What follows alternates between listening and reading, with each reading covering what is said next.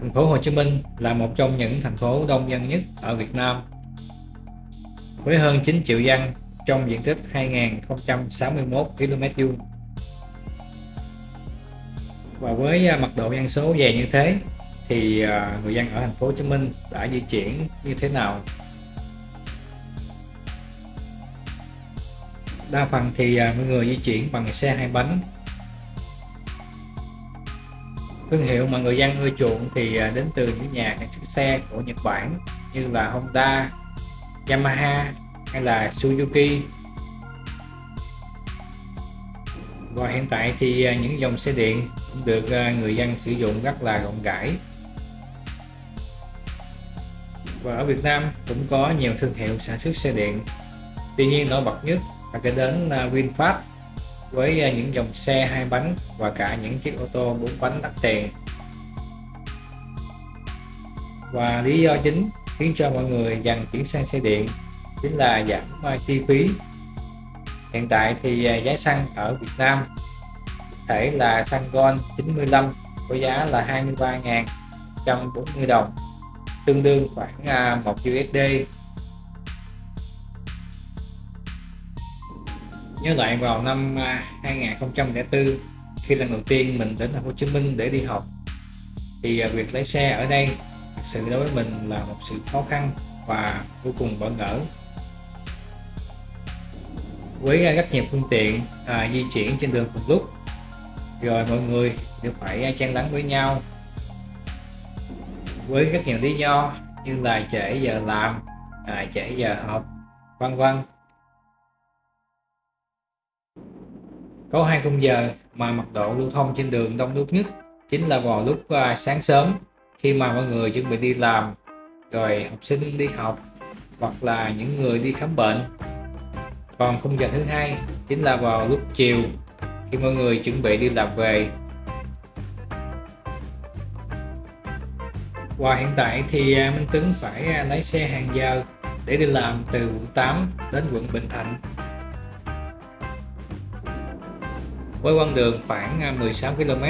Mình đã mất từ 45 phút cho đến 60 phút để di chuyển trên đường. Với thời gian và lưu lượng xe di chuyển trên đường như thế thì khá là mệt mỏi. Tuy nhiên so với những xe công nghệ như là Grab, Gojek, Vi hay là cả những anh Shopee Food, họ phải lái xe cả ngày trên các tuyến đường ở thành phố Hồ Chí Minh để mưu sinh.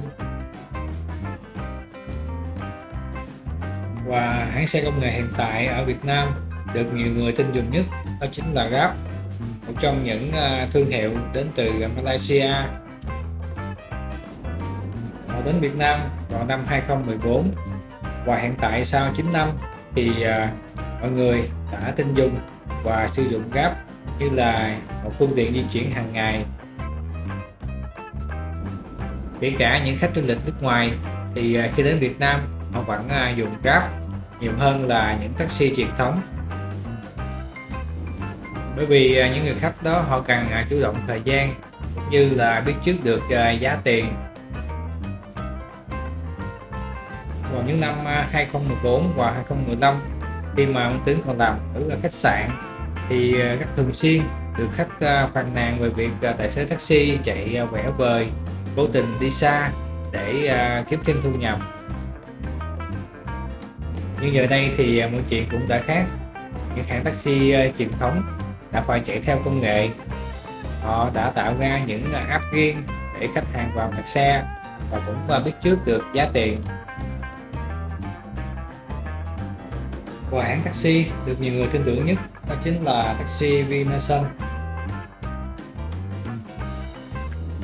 Khi đến thành phố Hồ Chí Minh để làm việc hay du lịch thì mọi người nên tải những ứng dụng của những hãng xe trên về điện thoại để sử dụng khi cần thiết.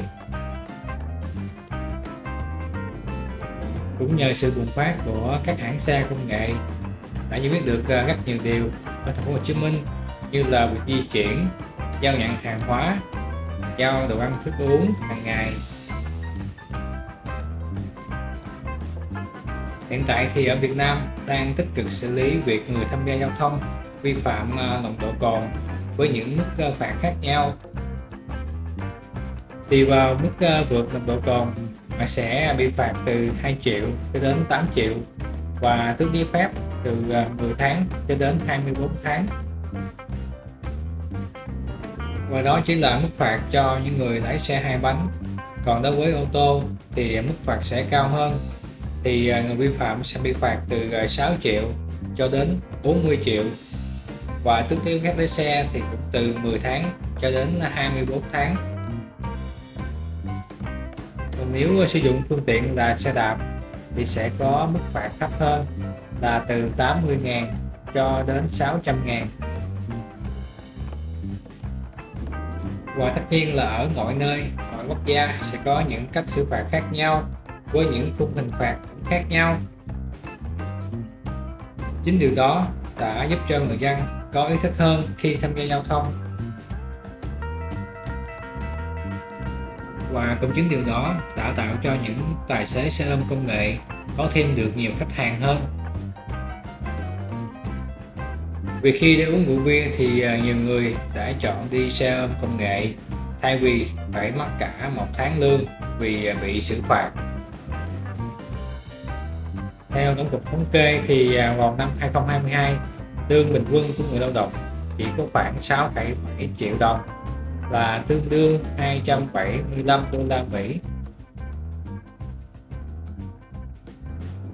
Hiện tại thì Minh Tuấn đang lái xe trên đường đi làm về. Đến khu vực này chính là quận 5 mà mọi người hay gọi là khu Chinatown. Khu vực này thì những người gốc Hoa thường tập trung sinh sống và buôn bán. Bên tay phải Minh Tuấn là những dãy nhà bán thuốc bắc, những loại thực phẩm chức năng, và người ta gọi khu vực này chính là khu phố Đông Y. Nơi này cũng thu hút khá nhiều khách du lịch nước ngoài ghé thăm, và đặc biệt là chợ Bình Tây mà người ta hay gọi là chợ lớn. Như vậy là sau một thời gian lái xe thì Minh Tuấn cũng đã chuẩn bị về đến nhà.